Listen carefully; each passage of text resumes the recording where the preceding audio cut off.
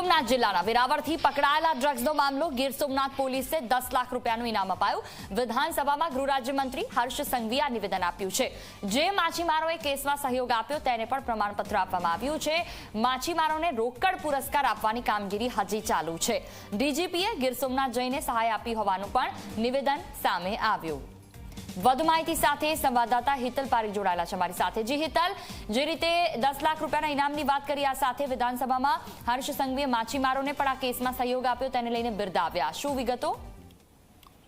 જી ચોક્કસ એવું કહી શકાય કે ભાજપના ધારાસભ્ય અને ભગાભાઈ બારડ દ્વારા આ પ્રશ્ન પૂછવામાં આવેલો હતો। ગીર સોમનાથ જિલ્લામાં પકડાયેલા ડ્રગ્સના મુદ્દા પર રાજ્ય સરકાર દ્વારા પ્રોત્સાહન રકમ આપવામાં આવી જોઈએ અને જેનાથી આ પ્રકારની જે દરિયા કિનારા પર પ્રવૃત્તિઓ જે ડ્રગ્સની ચાલે છે એને ક્યાંક ને ક્યાંક રોકી શકાય અને સ્થાનિક લોકોની મદદથી એ ઓપરેશનો પાર પાડી શકાય। ત્યારે ગૃહ રાજ્યમંત્રીએ સ્પષ્ટ રીતે જવાબમાં પણ પોતાના નિવેદન આપ્યું હતું કે ગીર સોમનાથ પોલીસને રાજ્યના પોલીસ વડાને ત્યાં તાત્કાલિક મોકલીને ₹10 લાખનું રોકડ ઇનામ પેટે આપવામાં આવ્યું છે। અને આ ઉપરાંત જે ભગાભાઈ બારડ છે ભાજપના ધારાસભ્ય, તેઓએ એક લાગણી વ્યક્ત કરી હતી કે જે માછીમારો પણ આમાં જોડાયેલા હોય છે, માછીમારો દ્વારા પોલીસને ઇન્ફોર્મેશન આપવામાં આવતી હોય છે, ત્યારે તેઓને પણ પ્રોત્સાહિત કરવા જોઈએ। તેના જવાબમાં પણ ગૃહ રાજ્યમંત્રીએ સ્પષ્ટ રીતે જણાવ્યું હતું કે આ જે માછીમારો એમાં જોડાયેલા હતા એને પ્રમાણપત્ર આપવામાં આવ્યું છે અને રોકડ પુરસ્કારની જે વાત છે એ અંગેની કામગીરી અત્યારે રાજ્ય સરકારમાં ચાલી રહી છે। ને આ પ્રકારના કેસોમાં